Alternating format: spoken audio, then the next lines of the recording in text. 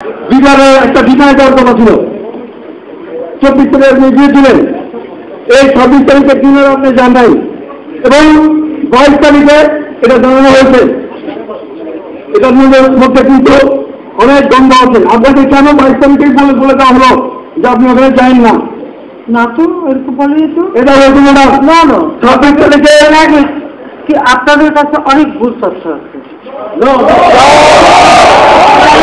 আমরা কেবল সরকার গঠন করছি, এত ব্যস্ত আমি আনসারের যে ডিনার, তখন আমি বলছি যে আমি ডিনারে আসতে পারবো না, কারণ অনেক সময় অনুষ্ঠান হয়। আবার বিডিআরে শাকিল যখন এসে আমাকে দাওয়াত দিয়ে গেছে, তখন আমি বলছি ভাই আমি তো ডিনারে যেতে পারবো না, আমি শুধু প্রাইভেটে যাবো। এটা তো বিডিএ পরিচালক সে নিজেই জানতো, তাকে আমি আগেই জানাই দিচ্ছিলাম।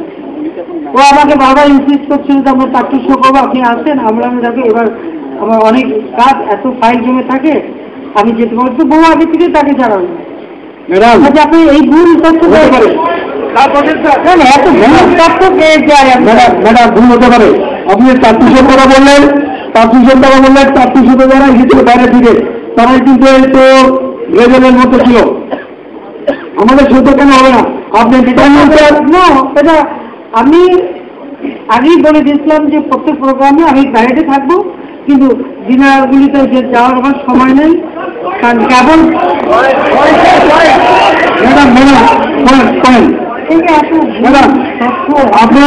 আপনি সংসদে দাঁড়িয়ে একজন এমপি বলেছে যে আমরা এই সমস্ত মেজর লেফটেন্যান্ট কর্নেল দেখে দিব, মাননীয় প্রধানমন্ত্রী এই দেখে নেওয়ার নমুনা এটা হয়, আপনি বিচার করেন।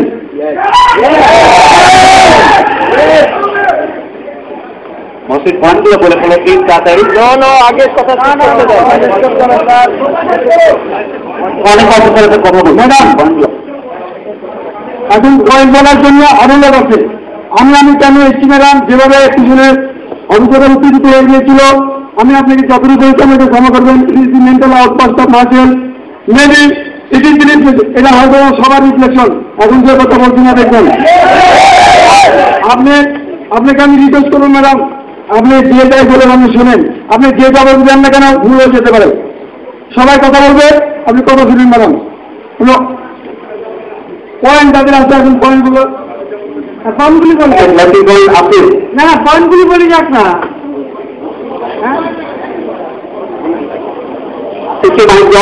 পয়েন্টগুলি বলি আমি তো শেষ করবো, শুধু পয়েন্টগুলো দাও, অনেকে বলতে হবে এবং শেষ করুন।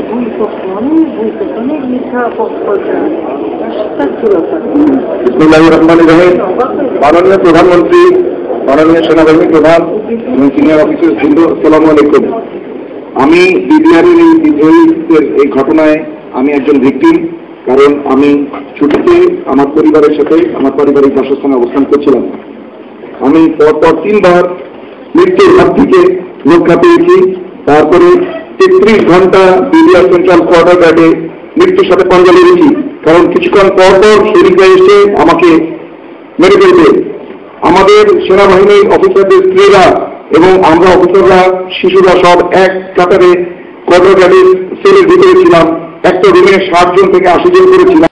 তখন কোয়ার্টার গার্ডের সেল এবং গার্ডজন মিলিয়ে নারী, শিশু, বৃদ্ধ, আমার দিদা মা প্যারালাইসিস 75 বছর বয়স, তিনিও সেখানে ছিলেন, সবাইকে মিলিয়ে ওখানে আটকে রেখেছে। অথচ মাননীয় স্বরাষ্ট্রমন্ত্রী শুধু লোক দেখানো 25টা অস্ত্র জমা নিয়ে তারপরে কিভাবে আমাদেরকে উদ্ধার না করে ফেরত আসবেন, এটার জবাব আমি সবিনয় আপনার কাছে। মাননীয় প্রধানমন্ত্রী, আমি আরেকটা কথা বলতে চাই,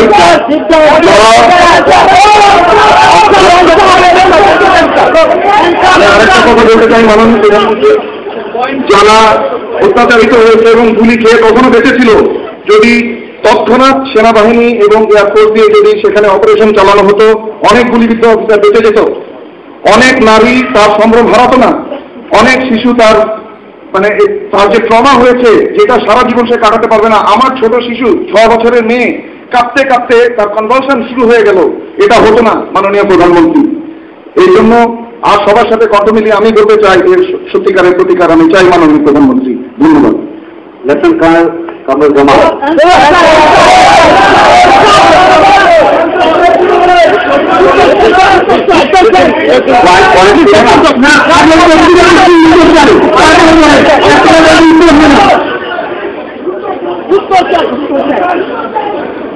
শুনেন, স্বরাষ্ট্র বিডিআর এলাকা কত বিশাল। ওই রাত্রেবেলা তারা কিছু অস্ত্র জমা দেয় এবং সারাদিন নিজের গাড়ি করে বাড়িতে বাড়িতে যায়, তখনও কোথায় কে আছে সব দিতে যায় না। বিডিআরের তারা অস্ত্র নিয়ে তার সাথে, যেটা আমি বললাম যে একজন অফিসারকে বাঁচাতে যে তারা গুলি পর্যন্ত করে। স্বরাষ্ট্রমন্ত্রী তাকে এই কথা বলে আশ্বস্ত করে, দেখো তোমরাও সন্তানের মতো, এরা আমার সন্তান, একে তোমরা দিতে পারবে না, আমি যে দুই হাত দিয়ে ধরে তাকে গাড়ির মধ্যে উদ্ধার করে। কিন্তু কোন জায়গায় কত জায়গায় কত বিশাল জায়গায় একটা কেউ যদি দেখা না দেয় না দেয়, যাওয়া তো সম্ভব ছিল না।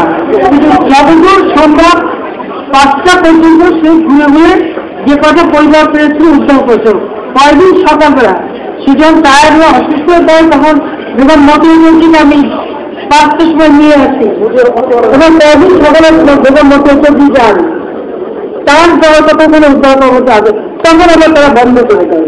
এগুলো বাস্তব কথা। যদি সে কয়েকদিন উদ্ধার করে চলে আসে, একটা মানুষ তো আর বিডিআর কাছে কত বিশাল, আর আমাদের তো চেনাও নাই সব জায়গায়। তারপর ওদের লোকরা অস্ত্র নিয়ে তার সাথে সাথে এবং ওই অফিসার থেকে বের করে আমি পরই তারা খেতে যায়, অফিসার থেকে বের করে আমি পরই খেতে যাই আরো বেশি। কিন্তু আপনারা তো আমি সম্পূর্ণ ভুল বুঝে বসে আছি, মিথ্যা তথ্য দিচ্ছে। এটা দুর্ভাগ্যজনক। তারা জীবনের ঝুঁকি নিয়ে উদ্ধার করতে গেল আর তাই দোষী হয়ে গেল, খুবই দুর্ভাগ্যজনক। যারা জড়িত তারাই খারাপ। মাননীয় প্রধানমন্ত্রী এবং উপস্থিত আমাদের জ্যেষ্ঠ অফিসার বৃন্দ এবং আমার কনিষ্ঠ অফিসার বৃন্দ, আমি একমাত্র জানি মৃত্যু কত অসহায়। তোমরা চিল্লাচিল্লি করো না, তোমার চিল্লাচিল্লি করো না। বিডিআর ধ্বংস করে দিয়েছে, আর্মি ধ্বংস করে দিবে। তোমাদের তুমি লোক আছে, এই উদ্দেশ্য তোমরা আর্মিকে নষ্ট করো না। বিডিআর গেছে, আর পিছনে লোক আছে আর্মিকে নষ্ট করার জন্য। তোমরা এরকম করো না। পিছনে লোক আবার শুনেছে আর্মিকে নষ্ট করার জন্য, ঐক্য নষ্ট করার জন্য। তুমি এরকম করো না। আমি তোমাদের অনুরোধ করছি, আমি যেভাবে বেঁচে আসছি অসহায়, আমার মা বলছিল তীরের মতো বলেছে, তীরের মতো আমার সামনে তোমরা নষ্ট করে দিয়েছে বিডিআর। আবার আর্মিকে নষ্ট করার চেষ্টা করতেছে, ষড়যন্ত্র করতেছে। এই বস্তু তোমরা নষ্ট করো না। তোমরা তোমাদের মতো থাকো, তোমাদের মতো থাকো।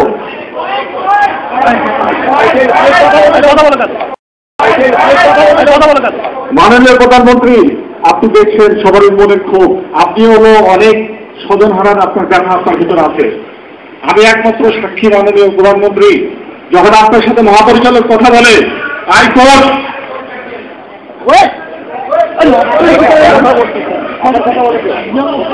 একমাত্র সাক্ষীকে আমি বলতে চাচ্ছি তোমাকে, ওই সময় যারা ছিল সবাই ইন্তেকাল করেছেন। মাননীয় প্রধানমন্ত্রী, আপনার সাথে যখন কথা হচ্ছিল মহাপরিচালকের, তখন উনি আপনাকে বলেছিল, ম্যাডাম সম্ভবত 44 রাইফেল ব্যাটালিয়নে একদল বিদ্রোহ করেছে, রিবেল গ্রুপ, সম্ভবত আপনার সরকারকে ইমেজ নষ্ট করার জন্য এই ধরনের কাজ করেছে। আমি মাননীয় প্রধানমন্ত্রী, আমি ওখানে দাঁড়িয়ে তখন শুনলাম এবং আমাকে সবারই, আমরা যারা উপস্থিত ছিলাম, মহাপরিচালক বললেন যে কিছুক্ষণের মধ্যেই সেনাবাহিনী চলে আসবে। আমি অপেক্ষা করছি সেনাবাহিনীর জন্য। তার আগে আমাদের মাননীয় সেনাপ্রধানের সাথেও আমার মহাপরিচালক কথা বললেন, তখনও শুনলাম সেনাবাহিনী আসবে। কর্নেল গোলগার যেহেতু র্যাব থেকে এসেছিল, সে তার নিজস্ব চ্যানেলে ডিজি র্যাব থেকে শুরু করে সবাই সাথে কথা বলেছে। আমার সাথে ডিএমওর সরাসরি কথা হয়েছে। ডিএমও আমাকে বলছে, জানান 46 ব্রিগেড থেকে 2টা ব্যাটালিয়ন মুভ করছে, যা সে অপেক্ষা করো। যদি তখন আপনি সেনাবাহিনী না হতে ব্ল্যাক করে দেন, আমার অপেক্ষা করছিলাম। একটু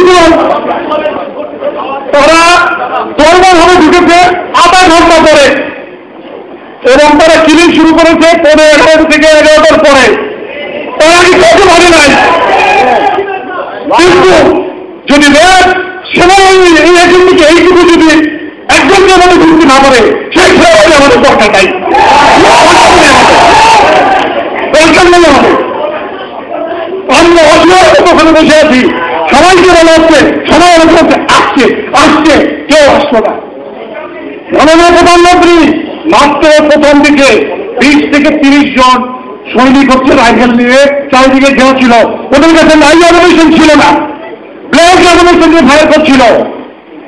10 থেকে 15 মিনিট পরে কোপ ভেঙে তারা লাইভ অ্যামিনেশন দিয়ে আমাদের সামনে লোড করে তারপরে ফায়ার করা শুরু করেছে ভেতরের দিকে।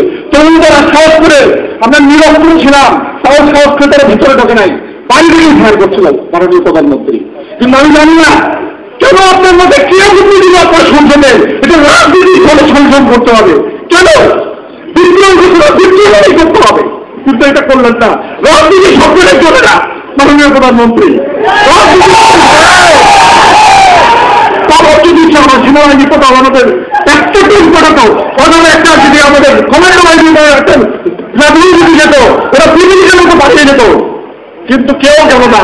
অসহায় মতো আমার অফিসারগুলো সব মেরে ফেললো, সব মেরে ফেললো। আপনি আরো চেষ্টা করতে পারলেন না,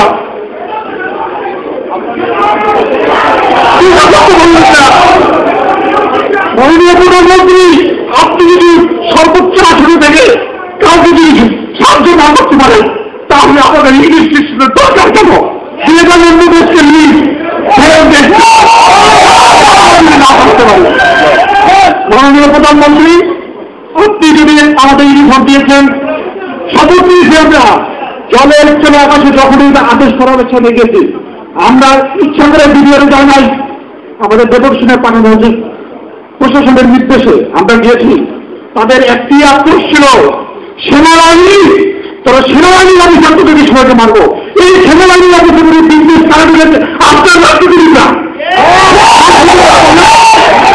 তারা সংসদে বলে আইএনএফ কে দেখে কি হচ্ছে, আইএনএফ ইয়াজউদ্দিন মঈনুদ্দিন ফখরুদ্দিন, তাহলে ওই যদি না থাকতো তাহলে এই দেশের কি হতো? আপনার সংসদের সংসদ সদস্যরা এই কথা সংসদে বলে। যদি ওই সময় আমার সেনাবাহিনীরা বিডিআররা যদি সহযোগিতা না করতো, মাননীয় প্রধানমন্ত্রী আপনি বলেন কি হতো? অনেক বলের পরে কি হতো? আপনার সংসদ সদস্যরা, আপনার সংসদ সদস্যরা আমরা টিভিতে দেখছি যত বিদ্বেষ সেনাবাহিনীর অবস্থার উপরে। আমরা কি দোষ করেছি? আপনি কি শুধু সুবিধা দিয়েছেন আমাদের সেনাবাহিনীকে? একটা করে বলেন আমাদের সঙ্গে যে আমরা তোমাদেরকে এই দিয়েছি, আমি এগুলো আমাদের একটা উচ্চতা ভাবছি কি এমন আমাদের সুযোগ সুবিধা দিচ্ছে যাতে আপনাদের সংসদ সদস্যদের এত অন্তর্জনা সেনাবাহিনীর উপরে। মাননীয় প্রধানমন্ত্রী, সংসদে শুনতে হবে আমরা কি পরদেশ থেকে এসেছি? মাননীয় প্রধানমন্ত্রী, আপনাকে তুমি একটু চুপ করো, একটু চুপ করো, একটু চুপ করো। মাননীয় প্রধানমন্ত্রী যেভাবে তারা অফিসারকে মানল, আপনার সাথে শেষ যখন কথার পরে মহাপরিচালক সেনাপ্রধানের সাথে কথা হলো, বিজিএফের সাথে কথা হলো, ডিএমও কেউ আমার সাথে কথা বললো, আমি আমার টেলিফোনটা জিওটিকে দিলাম, অপেক্ষা করছি কেউ হয়তো আসবে। এর পরবর্তীতে তারা বিভিন্ন যে চাক্ষুষ মাননীয় আমি আরেকটু ক্লিয়ার করে দিয়েছি 22 এবং 26 তারিখে আসার ব্যাপারটা। মাননীয় প্রধানমন্ত্রী আপনার পাশে যে স্টাফ থাকে তারা আপনাকে জানায় না, আপনি খোঁজ দিয়ে রাখেন 22 তারিখে ফোন করা হয়েছিল আপনি 26 তারিখের দিনে আসবেন না, আপনার স্টাফরা তো আমি বলতে হবে আপনি 26 তারিখে আসবেন, আপনার স্টাফরা জানিয়েছে 22 তারিখে। আমি ওখানকার একজন অফিসার, আপনার জানি আপনি 26 তারিখে আসবেন কি আসবেন না, তো ফাইনাল নির্দেশ দেওয়া হয় নাই। 22 তারিখে প্রথম জানানো হয়েছে যে আপনি 26 তারিখের ডিনারে আসবেন না, আপনার পরিবর্তে মাননীয় স্বরাষ্ট্রমন্ত্রী আসবে। তার আগে আপনার স্টাফরা কনফার্ম করে নেই, ডিলে করেছে যে ঠিক আছে আমরা জানাচ্ছি উনি আসতে পারবেন। যখন মহাপরিচালক আপনার কাছে দাওয়াত দিয়ে গেছেন, আপনি যখন বলেছেন আসবেন না, তারপরে ওখানে ফেরত আসার পরে, কারণ আপনাকে দাওয়াত দিয়েছেন উনি 23 তারিখে মাননীয় প্রধানমন্ত্রী, কার্ড দিয়েছেন 23 তারিখে 3টার পরে সম্ভবত। আমরা কনফার্ম হয়েছি যে তখন যে আসবেন না হলো 26 তারিখে। এবং আমি আপনাকে বলছি মাননীয় প্রধানমন্ত্রী, আমি 2 বছরের বেশি পিলখানায় চাকরি করছি। যারা রিজাইন করেছে এরা কিছু সংখ্যক সৈনিক ঢাকা সেক্টরের পরে মিলেছে। প্রথম দিকের সমস্ত সৈনিক তার সাথে যে 2200 সৈনিক সংযুক্ত হয়েছিল বিভিন্ন দিক থেকে, তারাই প্রাথমিক পর্যায়ে জড়িত ছিল এবং তাদেরকে তারাই উস্কানি দিয়েছে। আমি ঠিক জানি না, যেহেতু আমি ওই সময় ওর ভেতর ছিলাম, বাইরে যারা ছিল তারা হয়তো জানে, কিন্তু আমি বলছি মাননীয় প্রধানমন্ত্রী, আমি ওখান থেকে শুনেছি নিউ মার্কেটের গেটে রীতিমতো সিভিল জনতা মিছিল করেছে। আমরা ওখান থেকে শুনতে পারতেছি, বলে বলতেছে জনগণ আমাদের সাথে হাত মিলিয়েছে, মাইকে ঘোষণা করতেছে, আপনারা চিন্তা করেন না, জনগণ আছে আমাদের সাথে, আপনারা আপনাদের মনোবল করেন। এইভাবে মাইকের ভেতরে বারবার ঘোষণা করা হচ্ছিল। এই সিভিল কারা, যাদের এত সেনাবাহিনীর প্রতি তাদের এত বিদ্বেষ, এটা বের করতে হবে মাননীয় প্রধানমন্ত্রী। কোন লোক এখন আমার সেনাবাহিনীকে ধ্বংস করার জন্য আবার এক পর্যন্ত শুরু করেছে? এটা কারা মাননীয় প্রধানমন্ত্রী? বের করতে হবে আপনাকে। আপনার আশেপাশে যারা আছে এগুলো তারা বিশ্বাস করবেন না। এই যারা পিছনে কি সাহস কি আছে পারিয়ে আমি নিজেই থাকছি, তাই আর কি আমাদের কাছে ছিল। কাউকে বিশ্বাস করবেন না আপনি, যারা আপনার আশেপাশে আছে।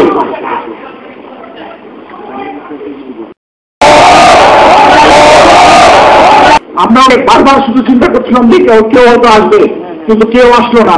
তারপরে এর মধ্যে কিছু কিছু অফিসার চলে গেল দরবার থেকে। শেষ গ্রুপ আমরা মহাপরিচালককে নিয়ে যখন বেরিয়ে আসলাম, আমাদেরকে বলল আপনাদেরকে মারবো না, আপনারা হাত তুলে উপর দিয়ে যান। আমরা সব যারা মহাপরিচালককে মধ্যখানে রেখে আমরা যখন আগাচ্ছি, ওরা বলল সারা জীবন তোরা আমাদেরকে সিঙ্গেল লাইন করেছ, এখন চাষ জল করে সিঙ্গেল লাইন অটোমেটিক ভাবে কিভাবে জানি না। মহাপরিচালক সামনে চলে গেলেন, ওইভাবে অ্যাসপাস সিনিয়র আমরা 12 জন দাঁড়িয়ে গেলাম। আমরা হাত বলতে আগে যাচ্ছি এবং আমাদেরকে বলছে স্যার, তারা বলছিল স্যার আপনাদেরকে মারবো না, আপনারা হাত তুলে এগিয়ে যান। আমরা সব এগিয়ে যাচ্ছি, আমাদের কাছে মোবাইল টোবাইল যা ছিল সব কেড়ে নেওয়া হলো। নিয়ে আমরা পিছনে গেট দিয়ে যখন বেরোতে যাচ্ছি, মাননীয় প্রধানমন্ত্রী এই গেটের বাইরে পা দিয়েছে। 4 জন বাইরে থেকে লোক এসে 4টে গুলি করলো আমার মহাপরিচালকের মুখে। ডাক কাপড় পড়ে গেলেন ওখানে, একদম সাথে সাথে আমার সব পড়ে গেলেন। কেন আমার বলে আমার সামনে আপনার দোয়াইলে নিয়ে আমাদের এই শুরু করতে কেউ একটা আওয়াজ সবারই নিয়ে। তারপরে বুঝতে পারি নাই কে দুটি গুলি করতে, একটা গুলি আমার এখান থেকে বেরিয়ে গেল টাচ করে, আমি মাটিতে পড়ে গেলাম। আমি তার ক্রলিং করে পাশে ছিল হলো টয়লেট বা বাথরুমের মধ্যে ঢুকে গেলাম। তারা যে কিভাবে উত্তর রয়েছে, তারপরে আমাকে যখন আবার বাথরুমের মধ্যে পেল, বাথরুমের মধ্যে তারা দরজা না খুলেই 7টা অঞ্চল করে ফায়ার করলো। যেহেতু তার দরজা খুলে দেয়, গুলিটা লাগে নাই। তারপর যেন আমাকে ধরে বের করে দিয়ে গেল। ম্যাডাম, মাননীয় প্রধানমন্ত্রী, আমি একটু আরডিজি থেকে শুরু করে আমার সাথে যে 11 জন ছিল, শুধু তারা মারে নাই, বিক্ষত করে দিয়েছে। মাননীয় প্রধানমন্ত্রী, আপনি যদি ছেলেমেয়েদের করাতে ওদের এত সাহস ছিল না, ওদেরকে এত সাহস করে মারতে পারতো না। তারা শক্ত হয়েছে বেলা 1টা-1:30টার পরে তারা শক্ত দেখেছে গেছে। তার আগে পর্যন্ত কোন লিডারশিপ ছিল না, যে জানতে পারছিল সে তার কাজ করতেছিল। আপনার এই রাজনৈতিক চিন্তাধারাটা সম্পূর্ণ ভুল হয়েছে মাননীয় প্রধানমন্ত্রী, আমরা জানেন সম্পূর্ণ ভুল হয়েছে। মাননীয় প্রধানমন্ত্রী, আমার আপনার কাছে অনুরোধ, আপনি বৃহত্তর চিন্তা করে হয়তো ওটা করেন নাই, আমাদের পরিবারের যে চিন্তা করে করেন নাই। আমার প্রশ্ন, আমরা 168 জন অফিসার ওদের মাঠ থেকে ধরে আসতে পারলাম না, 7.5 থেকে 9,000 সৈন্য আপনাদের থেকে বেরিয়ে গেল কিভাবে? মাননীয় প্রধানমন্ত্রী, আপনি আমাকে এই একটি উত্তর দেন। আমরা 150-এর অধিক অফিসার ওখান থেকে বেরোতে পারলাম না। কিন্তু ভাই একটু চুপ করো, ভাই সেনাবাহিনী নষ্ট করো না, একটু চুপ করো। মাননীয় প্রধানমন্ত্রী, আপনার পুলিশ, আপনার র্যাব, আপনার যত নিজস্ব এমপি আছে, আমাকে একটু উত্তর দেন। 1 রাতের মধ্যে আমি আপনাকে সংখ্যা দিচ্ছি মাননীয় প্রধানমন্ত্রী, 840 জন একটা ব্যাটালিয়ন এসেছেন, 4টা ব্যাটালিয়ন ছিল, ধরে নিলাম 4-8টা 3200, হেডকোয়ার্টার ব্যাটালিয়নের 1200-র উপরে সৈনিক ছিল, 2200-2500 সৈনিক আসছিল বিডিআর ইনস্টিটিউটে, বিভিন্ন অ্যাটাচমেন্ট, সিএমএর কাছে, সিগন্যাল সেক্টর আছে, সব মিলে 9 থেকে 10,000 সৈন্য ছিল। 9,000-10,000 মধ্যে ফ্যামিলি ছিল। আমার প্রশ্ন, এক রাতের মতো পিপিলিকার মতো এত সৈন্য কিভাবে বাইরে গেল? কারা তাকে বের করার সুযোগ দিল মাননীয় প্রধানমন্ত্রী? আপনি আমাকে আমি আপনাকে শুধু এটাই জানতে চাই যে কিভাবে এক রাতের মধ্যে হাজার হাজার সৈন্য বাইরে চলে গেল, আর আমরা 150 জনের অফিসার বাইরে যেতে পারলাম না। আর কিছু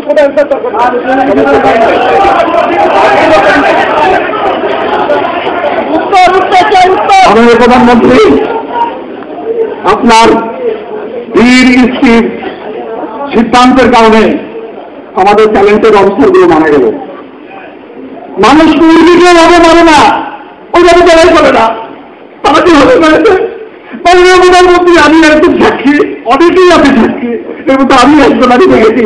আমরা কেন আমাকে বাঁচাচ্ছি আমি জানি না, হয়তো এই কথাগুলি বলার জন্য আমাকে বাঁচিয়ে যাচ্ছে। সবাই বন্ধুই যাচ্ছে না কেন আমরা বন্ধু তারা, কিন্তু আপনারা কিছু করলেন না। আমার এত সেনাবাহিনী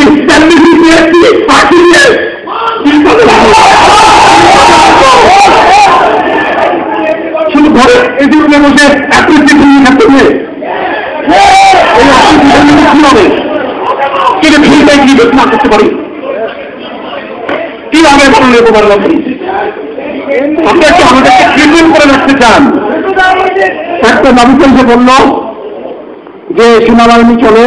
মাননীয় প্রধানমন্ত্রী, আপনি একটা সেকেন্ড লেফটেন্যান্টকে জিজ্ঞাসা করেন আওয়ামী লীগ যাওয়ার পরে বিএনপি আছে কোন কোন জেনারেলের চাকরি যাবে সেগুলো দিতে পারবে। এখন সেকেন্ড লেফটেন্যান্টকে নিয়ে জিজ্ঞাসা করেন আওয়ামী লীগ যাওয়ার পরে যদি বিএনপি সরকার পাওয়ারে আসে কোন কোন জেনারেল ব্রিগেডিয়ার বাড়ি যাবে, ওগুলো দিতে পারবে ইলেকশন মতো যে এই জেনারেল চলে যাবে। আর বিএনপি পাওয়ারে আসলে কোন কোন জেনারেল বাড়ি চলে যাবে, কোন কোন ব্রিগেডিয়ার বাড়ি যাবে, ওই ঠিক করে দেবে। কেন মাননীয় প্রধানমন্ত্রী? কেন এই জেনারেলরা প্রমোশন বোর্ডে বসে যাদেরকে আনফিট করেছে প্রমোশন 2 বছরের মধ্যে লেফটেন্যান্ট থেকে ফোর কর্নেল থেকে ব্রিগেডিয়ার করবে, এত কি মারামারি করলো বলতে তারা তারা 2 বছরের মধ্যে লেফটেন্যান্ট কর্নেল থেকে ফুল কর্নেল ফুল রাত থেকে ব্রিগেডিয়ার হয়ে গেল। এই 4-5 বছর তাদের প্রমোশন দেন নাই, কি হয়েছিলেন? কারণ এটা পলিটিক্সের জন্য। আপনাদের পলিটিক্সের জন্য আপনি ডিডিএফআই বলেছেন, ডিডিএফআই একটা লিস্ট নিয়ে আসে, not clear not clear not clear কি স্যার? আপনি দেশের জন্য কাজ করতে নট ক্লিয়ার কি নট ক্লিয়ার কি উনি বললাম প্লিজ, আমি তোমাদের কথা সব বলতেছি। মাননীয় প্রধানমন্ত্রী, ডিডিএফআই প্রধান এক লিস্ট নিয়ে যান, সেখানে মাননীয় সেনাপ্রধান এবং আমাদের বিজ্ঞ যারা জেনারেল থাকেন কিছু করার নাই। দিদি প্রধান যা বলেন যে এই কয়টা নাম নট ক্লিয়ার, যদি নট সিকিউরিটি ক্লিয়ার হয় এই সরকার আমলে বা বিএনপি সরকারের আমলে, তাহলে আমাদের চাকরিতে রেখে লাভ কি? চাকরিতে রেখে লাভ কি?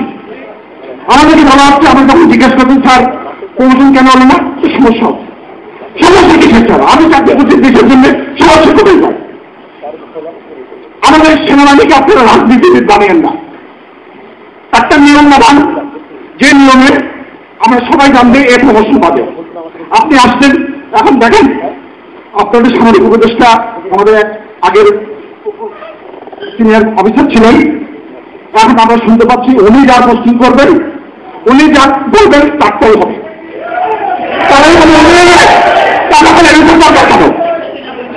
ভাই দাঁড়াও, দাঁড়া বলতে দাও।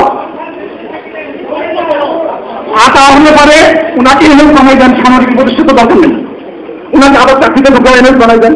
উনি যদি বলেন অমন জেনারেল ওখানে যাবে, অমন জেনারেল ওখানে যাবে, অমন ব্রিগেডিয়ার ওখানে যাবে, যে লেফটেন্যান্ট আমার একটা প্রশ্ন, যে লেফটেন্যান্টকে এই জেনারেলরা প্রমোশন দেন নাই আমাদের সিনিয়ররা, যে কারণে আপনি আসার সাথে সাথে 15 দিনের মধ্যে আপনার রেজিমেন্টের ডেপুটি কমান্ডেন্ট করা হলো কেন?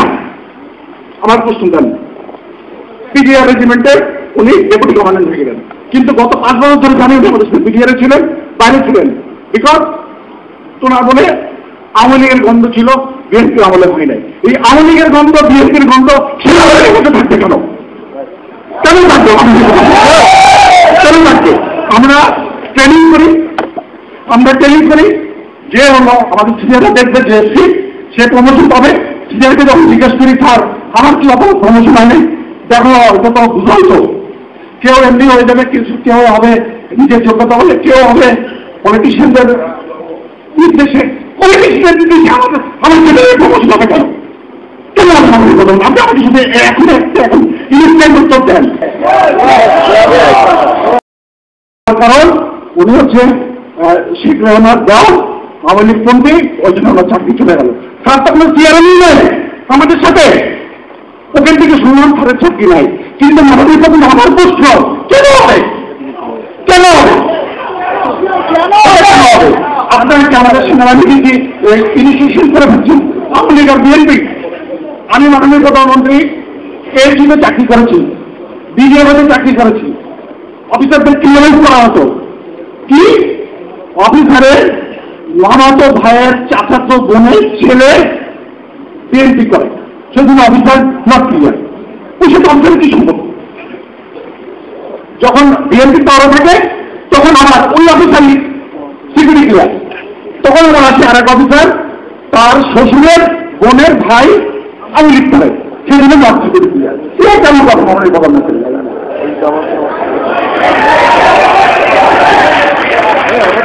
মাননীয় প্রধানমন্ত্রী, এটা হচ্ছে আমার কথা। আমি শেষ বলবো, হয়তো আপনাদের আমি আপনাকে এই বলে ধন্যবাদ দিচ্ছি একটি কারণে, ওই রাতে মাননীয় স্বরাষ্ট্রমন্ত্রী যে কয়েকটা ফ্যামিলিকে নিয়ে এসেছিলেন ওর মধ্যে আমারও ফ্যামিলি ছিল। এই জন্য আমি অসংখ্য আপনাকে ধন্যবাদ জানাচ্ছি, এবং যারা কষ্ট করেছে তাদের প্রতি তো আমার ভালোবাসা স্নেহ সবই আছে। এর পরবর্তীতে মাননীয় প্রধানমন্ত্রী আপনার 3 জন সংসদ সদস্য তাদের জীবনে ঝুঁকি নিয়ে ভেতরে গিয়েছিল, তার মধ্যে সর্বপ্রথম তিনি ভেতরে গিয়েছিলেন। একটু বলতে দাও, তিনি যে কাজ করেছেন তাকে বলতে হবে।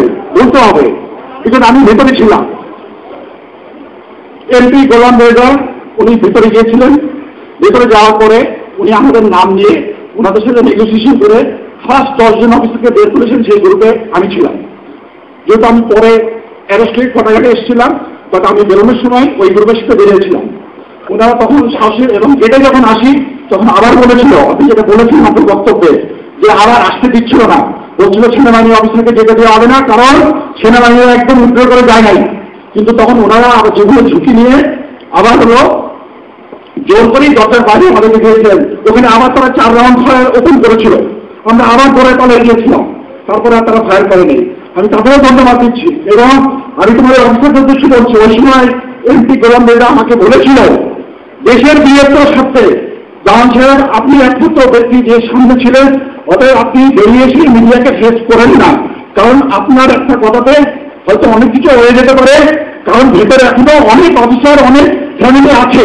এই কারণে আপনি মিডিয়াকে এমন কিছু বলেন না যাতে করে আবার ঘটনাটা আবার অন্যদিকে মন নেয়। এটা উনি, আমি মনে নিচ্ছি, পজিটিভ ওয়েতেই বলেছিলেন। কারণ হচ্ছে তখন আমাদের অনেক অফিসার এবং ফ্যামিলি ভেতরে ছিল, সবাইকে তখন বের হয় নাই। মাননীয় প্রধানমন্ত্রী, আমি অনেক বলেছি, যদি আমি অন্যায় কিছু বলে থাকি আমাকে ক্ষমা সুন্দর যদি আপনার ছিলেন মনে করে মাফ করে দিয়ে, বাট আমি যে কথা বলে বলেছি সবাই কথা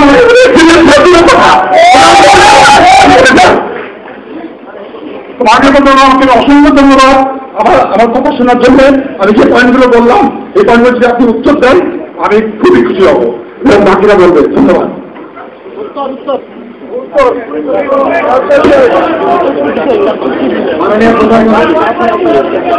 মাননীয় প্রধানমন্ত্রী, আমি লেফটেন্যান্ট কর্নেল শাহিদ। মাননীয় প্রধানমন্ত্রী, আমি আমার পয়েন্ট বলার আগে তখন আমরা অনেকগুলি প্রশ্ন শুনেছি, আমাদের যে আগের বক্তারা অনেক প্রশ্ন করেছেন। এই প্রশ্নের উত্তর শোনার পরে আমি আমার প্রশ্ন করব। আমি বাকি সকল অফিসারদেরকে বলছি, প্লিজ আপনার ধৈর্য ধরে অপেক্ষা করুন। পয়েন্ট বললেই খালি পয়েন্ট হয় না, কথার মধ্যে কিন্তু অনেক প্রশ্ন করা হয়েছে। সো আমাদেরকে ওই প্রশ্নের উত্তর পেতে দেন মাননীয় প্রধানমন্ত্রী। একটা কথা হচ্ছে যে সেনাবাহিনী ডিপ্লয়ের ব্যাপারে এটা যে ডিপ্লয় করা হয়নি এটা কিন্তু ঠিক না। ঘটনা যখনই খবর পাওয়া গেল সঙ্গে সঙ্গে আমাকে আমার সামরিক উপদেষ্টা ফোন করে জানালো যে এই অবস্থা, কাজে আর্মি কল করা হচ্ছে। আমি মহিলার সাথে কথা বললাম, উনি ওকে ফোন করলেন, আমরা যে ইমিডিয়েটলি সেনাবাহিনী পাঠাও। সঙ্গে সঙ্গে আমি এই কথাও বললাম যে সেনাবাহিনী আসতে কত সময় লাগবে, যদি বেশি সময় লাগে তাহলে ইমিডিয়েটলি বিমান বাহিনীকে বলো হেলিকপ্টার ওরা যাতে ওরা ভয় পায় এবং আর কোনো অঘটন না ঘটায়। কাজে আমরা যে শুধু রাজনৈতিকভাবে করছি কথাটা কিন্তু ঠিক না, আর একক রাজনৈতিকভাবে হয় না। এখানে একটা ঘটনা ঘটে যাচ্ছে সামরিক বাহিনীর সংসারে, এবং সেখানে সেনাবাহিনী পৌঁছতে সময় লেগেছে প্রায় 12টার দিকে, 12টা দিকে কিন্তু ওখানে পৌঁছায়। এবং সেনাবাহিনীর বিজেপির গুলিতে কিন্তু একটা সৈনিক মারাও যায়, এটাও আপনাদের জানা উচিত। 2 জন আহত হয়, একজনের মাথায় গুলি, এখনো খুব খারাপ অবস্থা। যদি সেনাবাহিনী উদ্ধারে যায় নাই এ কথা কিন্তু ঠিক না। আপনাদের উদ্ধার করতে যে একজন মারাও গেছে, এটাও আপনাদের মনে রাখবেন।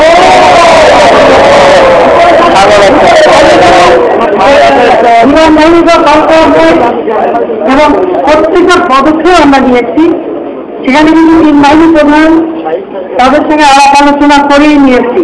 কাজে এই কথাগুলি যারা বলছে এটা একদম বিভ্রান্ত এগুলো। এবং বলা হচ্ছে যে সেনাবাহিনী এবং বিমান বাহিনী তারা একসঙ্গে গেছে, পাশাপাশি আমরা রাজনৈতিক প্রক্রিয়া চালিয়েছি, একটা আরেকটা পরিপূরক হিসেবে কাজ করেছে। কারণ যদি সেনাবাহিনী উপস্থিতি না থাকতো তাহলে আমরা যে রাজনৈতিক প্রক্রিয়া যেটুকু করছে ওটাও কিন্তু কার্যকর হতো না, ওরা আর এত তাদের সামনা করতো না, বা ওদের যত সৈন্যের কথা বলছে না, যত গোলাবারও এত তাদের আরো ক্যাজুয়ালিটি হতো, আরো মানুষ মারা যেত। কাজে সেনাবাহিনীর সহায়তায় কিন্তু আমরা কাজ করেছি। এই যে ভুল বুঝিয়ে এবং কারা এটা খাওয়াচ্ছে এটা আমি জানি না, এটা কিন্তু সম্পূর্ণ বিভ্রান্ত হয়েছে। পালানোর কথা আমি যেটা পরে খবর পেয়েছি যে 5 নম্বর গেটটা নাকি একেবারে উন্মুক্ত ছিল, এবং ওখানে আপনাদের সবাই দেখছে যে কাপড় চোপড় ফেলে রেখে অনেকেই ওখান থেকে ভেঙে গেছে, শব্দ শোনার সাথে সাথে অনেকে চলে গেছে। আর মিছিলের কথা, আমাদের বাড়ির তরফ থেকে কিন্তু কোনো মিছিল হয় না, এটা বাস্তব। এবং যখন আমি মিছিল হলো সঙ্গে পুলিশকে বলছি যে দেখি আপনারা কেন লোক গেটের কাছে আসতে দিচ্ছেন, কিন্তু সঙ্গে সঙ্গে তার মধ্যে ব্যবস্থা হয়েছে। এবং কারা মিছিল করেছে আমি আপনাদের অনুরোধ করবো, এগুলো তো টেলিভিশনে ছবি এসেছে, আপনার নিজেরা কি দেখেন না তারা কারা, আপনি নিজেরাই দেখেন, তাহলেই আপনাদের জবাব দিয়ে যাবে। আর বিষয়গুলি নিয়ে সেন্টিমেন্টাল হতে পারবো না, এটা ডিটারমেন্টের ব্যাপার। অনেক অভিযোগ এখানে আমরা দিন রাত না খেয়ে না দিয়ে কিভাবে উদ্ধার করবো, কিভাবে আপনাদের বাঁচানোর চেষ্টা করেছি, সেখানে হ্যাঁ আপনাদের ক্ষোভ আছে। ওখানে আর্মি গেলেই সব বেঁচে যেত, এখন বেঁচে যেত না, ক্যাজুয়ালিটি আরো বাড়ত এবং উভয় পক্ষে বাড়ত, সেটা তো যদি ওইভাবে যেহেতু তখন আপনারা বুঝতেন। কিন্তু আমরা যে অক্ষতভাবে এই যে আপনাদেরকে বের করতে পেরেছি, ফ্যামিলিগুলি বের করতে পেরেছি, এটাও তো কোনো কথা না। এই ফ্যামিলিগুলি ঘুরে ফেলে দিচ্ছে, এবং আপনারা নিজেই জানেন যে ভিতর থেকে অনেক এসএমএস করছে যে আমাদের ফ্যামিলিকে মেরে ফেলে দিল। আমরা যতটুকু করতে চেষ্টা করেছি। আর পার্লামেন্টের বক্তৃতা, পার্লামেন্টের ফ্রি জায়গা, এখানে এমপিদের স্বাধীনতা বক্তৃতা দেওয়া, এই আইএমএস কে বলেছে বা কে কি বক্তৃতা দিয়েছে সে এবং কারা কোন পার্টির, এটা তো আপনারা নিজেরাই একটু ভালোভাবে শুনলেই বুঝতে পারবেন। এখানে আমাদের কোনো দোষ দিয়ে লাভ নেই, এটা যারা বলছে তারা বলছে, আপনাকে খুঁজবেন যে বক্তৃতাগুলি কারা দিচ্ছে, কেন দিচ্ছে, কে কোন পার্টি করে, কারণ রেডিওতে প্রত্যেকের নাম আছে, বক্তৃতা আপনারা শোনেন, পত্রিকা আপনারা পড়তে পারেন, তদন্ত করেন। আরো কতগুলি বিষয়, সেটা হলো তদন্ত করলেই সব সত্য বের হয়ে যাবে। আমি একটা অনুরোধ করব,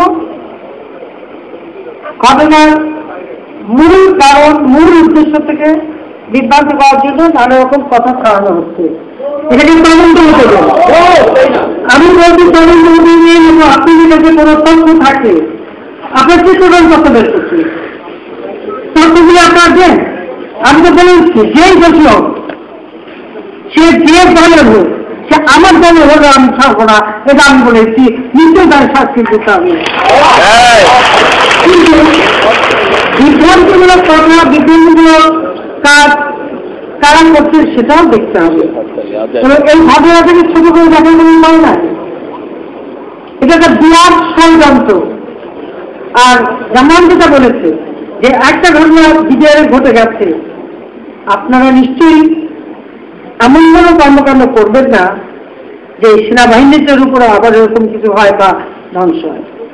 কাজে আপনাদের ধৈর্য ধরতে হবে আর তদন্ত করে দেখতে হবে, এবং প্রত্যেকটা তদন্ত করে বের করতে হবে কারা এর পিছনে, কারা উৎসাহ দিয়েছে, কারা ঘটনা ঘটিয়েছে, আর এত দুঃসাহস প্রত্যেকে হলো যে এতগুলো অফিসার মেরে তুলে দেবে, এবং এরা কিভাবে হলো প্রত্যেকের জিনিস তদন্ত করতে হবে। আমি তো আগেই বললাম যে আমি আন্তর্জাতিকভাবে সাহায্য পেয়েছি আপনাদের এখানে আসার আগে। আমি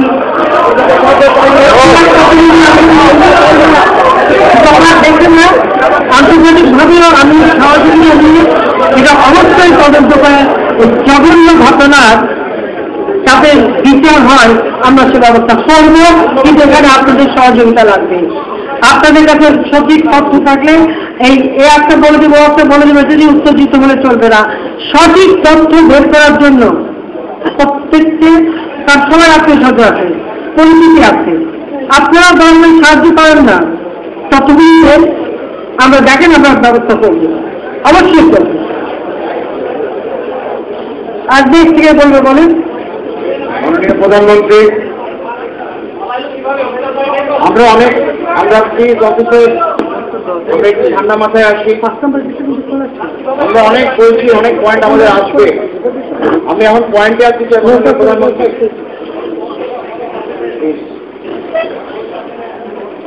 আমাদের অনেক পয়েন্ট আছে, অনেক। আমরা যদি এরকম ভাবে অন্যদিকে চলে যাই তাহলে আমাদের পয়েন্টগুলো আজকে আপনার কাছে আমরা উপস্থাপন করতে পারবো না। আমরা একটি ডিসিপ্লিন ফোর্স, আমরা ডিসিপ্লিনে থেকে আপনাকে পয়েন্টগুলি জানতে চাই এবং ল অফ দ্য ল্যান্ড অনুযায়ী আমরা কাজ করতে চাই। জনসমক্ষে আমরা সবার বিচার চাই, সবাইকে খুঁজতে হবে। আর্মি আন্ডারে 3 বাহিনী, র্যাব, পুলিশ সবাইকে নিয়ে বিভিন্ন জায়গায় ছড়িয়ে ছিটিয়ে গিয়ে অপারেশন রেবেল হান্ট করে সমস্ত দুষ্কৃতিকারীদেরকে খুঁজে বের করে জনসমক্ষে শাস্তি দিতে হবে। মাননীয় প্রধানমন্ত্রী, আপনার কাছে আমার আকুতি আগ্রহ, আমাদের সবার, আমরা এখানে কেউ আমার নিজস্ব পয়েন্ট দিচ্ছি না, আমরা সবার পয়েন্ট দিচ্ছি।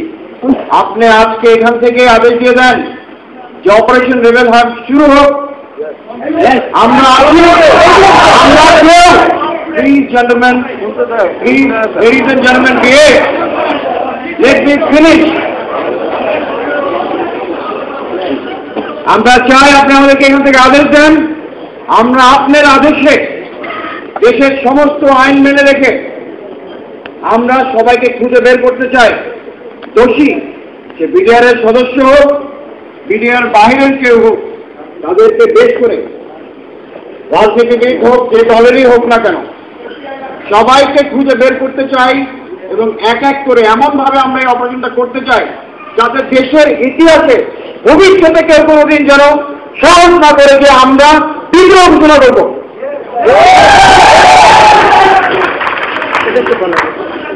মাননীয় প্রধানমন্ত্রী, আমি আপনার উত্তরের জন্য অপেক্ষা করছি আমরা সবাই।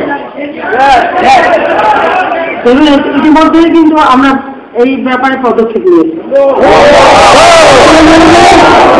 মাননীয় প্রধানমন্ত্রী, আমাদের অফিসারদের আপনার কাছে একটাই আরো যে আমরা আজকে আপনার কাছ থেকে এখান থেকে এক্সপ্লিসিট অর্ডার চাচ্ছি না। ডিফেন্স মিনিস্টার, আপনি আমাদের মা। ডিফেন্সের সবকিছু একটা নিয়ম থাকে। আমরা 24 ঘন্টার সময় দিয়েছি তাদেরকে সারেন্ডার করতে। এই 24 ঘন্টার পাওয়ার সাথে সাথে তাদের বিরুদ্ধে তাদের অভিযান শুরু হয়ে যাবে। এটা কিন্তু সঙ্গে সঙ্গে এটা সময়টা দিতে হয়, আপনারা ডিসিপ্লিন করছে, এটা মনে রাখতে হবে। 24 ঘন্টার সময় দেওয়া হয়েছে, সমস্ত রেডিও টেলিভিশনে অ্যানাউন্স করে দেওয়া হয়েছে যে প্রত্যেকে যারা পালিয়ে গেছে তারা এসে সারেন্ডার করবে। আর 24 ঘন্টা পার হবার পরেই কিন্তু তাদের বিরুদ্ধে সার্চ করা শুরু হয়ে যাবে।